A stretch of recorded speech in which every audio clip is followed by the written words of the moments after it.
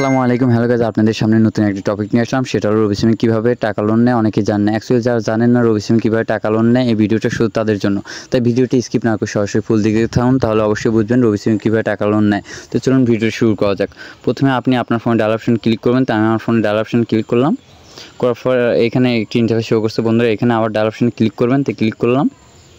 Click করার পর রবি সিমের টাকা লোন নিতে হলে আপনাকে অবশ্যই *123# দিয়ে কল অপশন আছে, কল অপশনে ক্লিক করতে হবে। তো আমি আমার ফোনে কল অপশনে ক্লিক করলাম। করার পর আমার ফোনে দুইটা সিম, একটা হলো রবি, একটা গ্রাম। যেহেতু রবি সিমের নিব তাহলে অবশ্যই রবি সিমের উপর ক্লিক করবো। তো ক্লিক করে দিলাম। ক্লিক করার পর বন্ধুরা দেখুন এরকম একটি ইন্টারফেস শো করবে। তো দেখুন এখানে 5 নম্বর অপশনে আছে লোন। তো আমরা 5 নম্বর অপশনটা এখানে তুলে সেন্ড করব।